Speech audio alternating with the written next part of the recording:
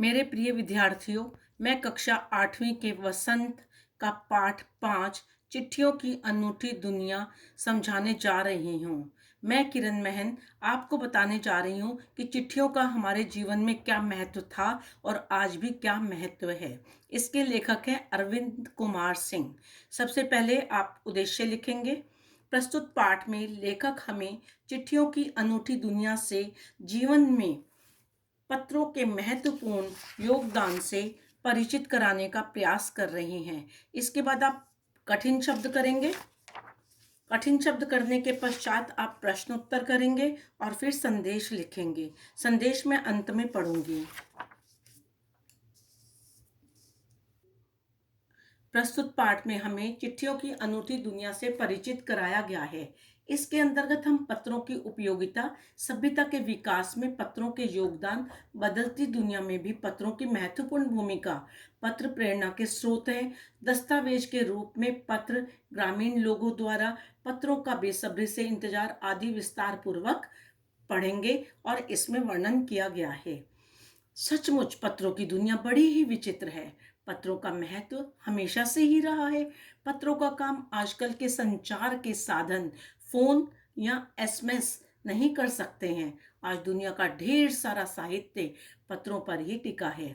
मानव सभ्यता के विकास में पत्रों के योगदान को भुलाया नहीं जा सकता। अलग अलग भाषाओं में पत्रों को अलग अलग नामों से जाना जाता है। इन पत्रों में मनुष्य की यादें छिपी होती हैं। प्रत्येक व्यक्ति की अपनी विशेष लेखन कला होती है। भारत में प्रतिदिन 4 करोड़ डाक में जाने वाली चिट्ठियों के द्वारा इनकी अहमियत के बारे में जाना जा सकता है। प्राचीन काल में पत्रों को लाने ले जाने का काम हरकारे या तेज घोड़े किया करते थे। पहिए के आविष्कार के बाद इसमें बदलाव आया।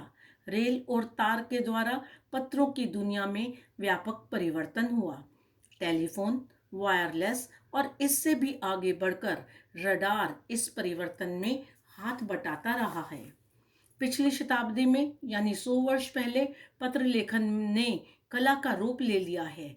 लोगों में पत्र संस्कृति विकसित करने के लिए स्कूली पाठ्यक्रमों में पत्र लेखन का विषय शामिल किया गया। भारत के साथ ही विश्व डाक संघ की ओर से 16 वर्ष से कम आयु वर्ग के बच्चों के लिए पत्र लेखन का कार्यक्रम सन 1972 से शुरू किया गया।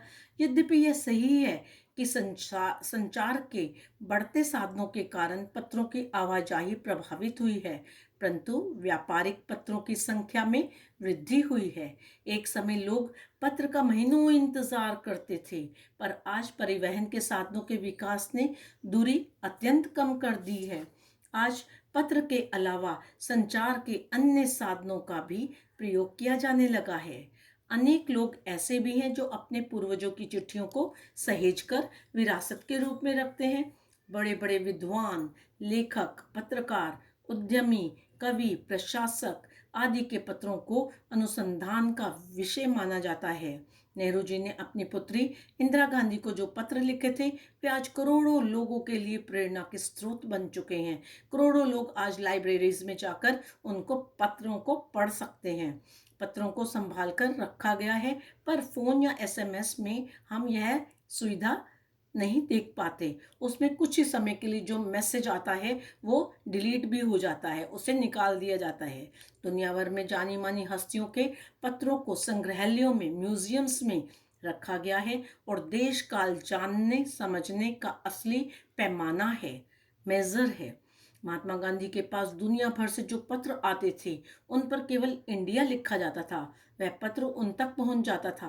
गांधी जी इन पत्रों का जवाब स्वयं देते थे। महात्मा गांधी स्वतंत्रता नायकों के पत्र गांव गांव मिल जाते हैं। लोग उन्हें प्रशस्ति पत्र जैसा ही समझते हैं। उन पत्रों को उन्होंने फ्रेम करा कर रखा हुआ है।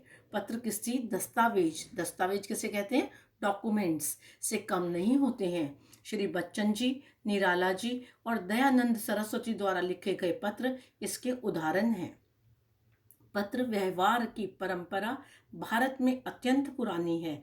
इसका विकास आजादी के बाद हुआ। पत्र लोगों को जोड़ने का काम करते हैं। संचार अर्थात कम्युनिकेशन कि अनेक उन्नत साधन भले ही विकसित हो गए हैं, पर चिट्ठी पत्री की हैसियत अब भी बनी हुई है। शहरी, ग्रामीण, रेगिस्तानी, पहाड़ी, सागर तट, झोपड़पट्टियों या दुर्गम जंगलों में रहने वालों में भी जो भी हो, पत्र का इंतजार बेसब्री से करते नजर आते हैं। करोड़ों लोग खतों और अन्य सेवाओं के लिए डाकघरों के दरवाजे तक जाते हैं। आज भी दूर देहात में पत्र और मनी ऑर्डर लाने वाले डाकिये को देवदूत के रूप में देखा जाता है। धन्यवाद।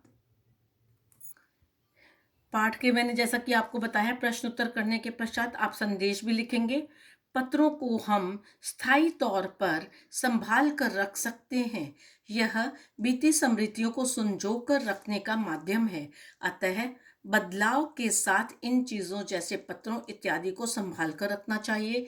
आज के समय में भी इनका चलन जरूरी है। अतः अपने सगे संबंधियों को पत्र लिखकर इसे संदेश का माध्यम बनाना चाहिए। धन्यवाद।